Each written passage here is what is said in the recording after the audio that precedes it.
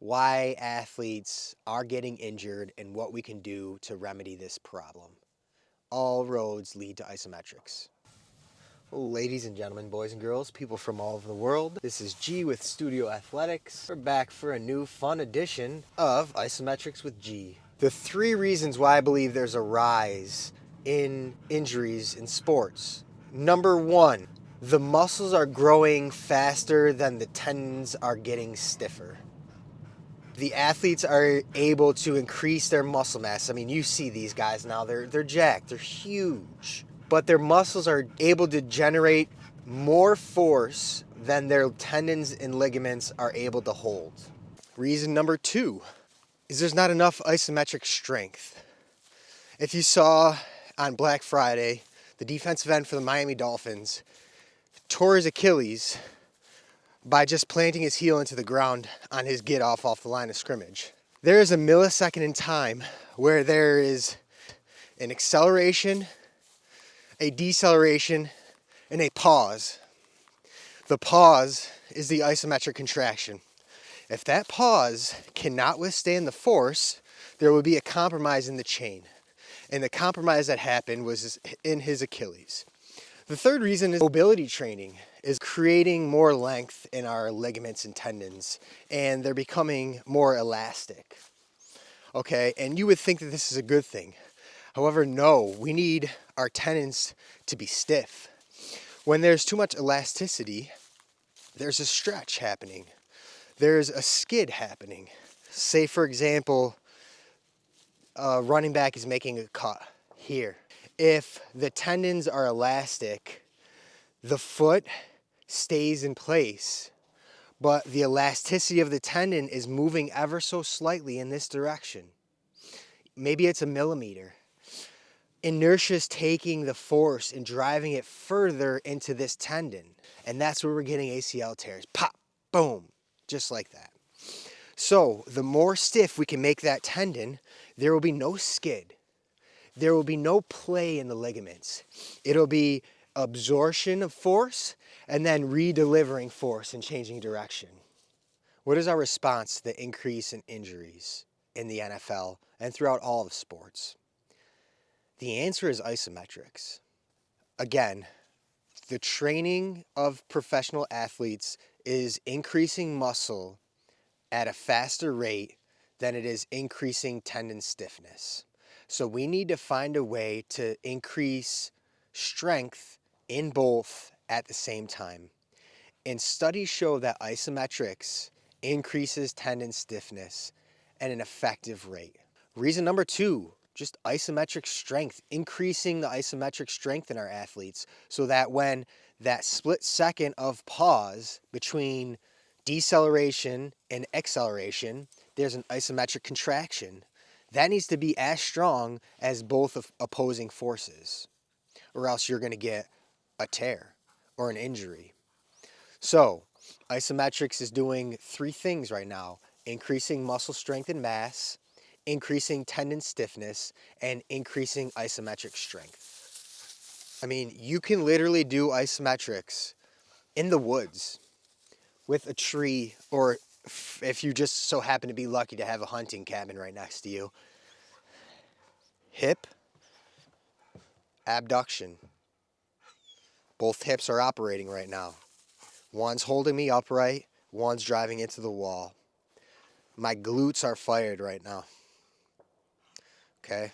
Just holding this position and driving out. Now, adduction, crossbody, boom. Inner thigh work. Okay, again, my right glute is firing to make sure I'm upright and tall. And you'll feel this burning right away because we don't do enough work on our adductors. Also, I'm getting a little bit of core strength in right now because it's working a little anti-rotation and just keeping the spine upright. Boom. Let's move on. One of the all-time greats, the wall sit. But to make the wall sit harder, you have to drive your hips into the wall and your feet into the ground. And you're aggressively contracting your muscles right now. This isn't just a sit. This is a press. And you're in control of how hard or how easy you make this. and how long a time under tension you have.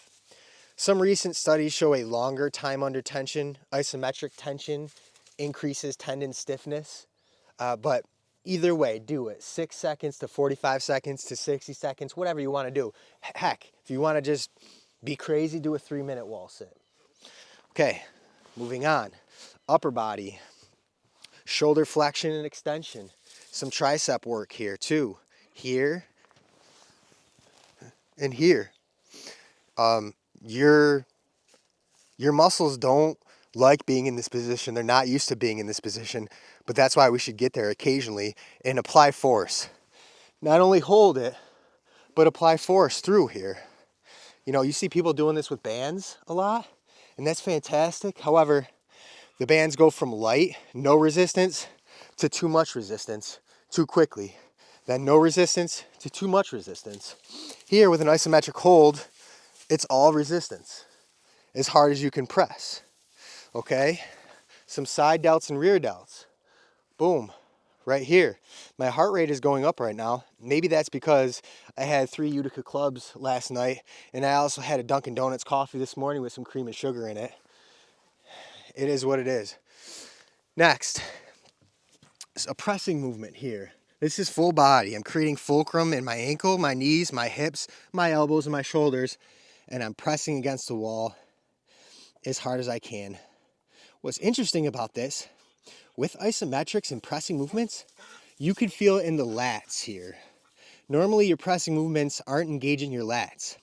However, isometrics challenges the agonist and antagonist muscles, meaning my chest is responsible for doing most of the work here, but the opposite, my lats, are holding the structure of my scapula in place, so they're contracted as well. Okay, what else can we do? Hip flexion, literally just kicking the wall. I love this one because it mimics us taking a walk. We're literally taking our next step in our walk here. It's being upright in our spine, from our toe to our head, pressing our foot into the wall, engaging our hip flexors and our quads. As always, the muscle that's holding you in place, my glute here is fired because it has to be to keep me upright, or else I'm going to be toppled over and I'm going to be favoring one side or the other. And then switch and do it with the other leg, of course. Hip extension. Boom. Now we're really getting the glutes. The glutes are responsible for extension and external rotation here. So you want to think about externally rotating the knee out towards you, towards the camera, and standing tall. And what I like to tell my clients on this is just contract your glute as hard as you can and see where your leg goes. You know, naturally your leg's gonna go at like a 45-degree angle out. It doesn't feel as much contracted here. This feels more like my low back, but right when I go out at an angle, boom, my glute is fully contracted right now. And then from that point, you just press it up against the wall. And I know this all looks so boring, but boring is simple, and simple is what we need to be doing. Especially on YouTube, like everybody wants to see the next best thing. This is the next best thing, but it's extremely boring. Sorry about it. But I've fired up my hips, my hip flexors, my quads, my shoulders, my chest, my lats, all just now using a wall or a tree right here. And if you don't think this is fun enough to do as your exact workout protocol, just do it as a warm-up. Do it as a 5-minute warm-up, and you'll see how much it fires up everything in your body. And then go and do what you want to do after that. After that's up to you. Let this be the appetizer. That's all I'm going to give you for today. The Stabbin' Cabin, Isometrics in the woods, over and out. The donkeys and the horses started following us back through the trail here, and I'm just kind of unsure about how they would react to my dog and my dog would react to them. It's been 8 years now that my dog has been around these animals, and I'm always just hesitant to let her off the leash and let them interact. Not exactly sure what would happen, and I'm too much of a wuss to risk it. So I'm just keeping my eye out, making sure the donkeys aren't following us all the way back here.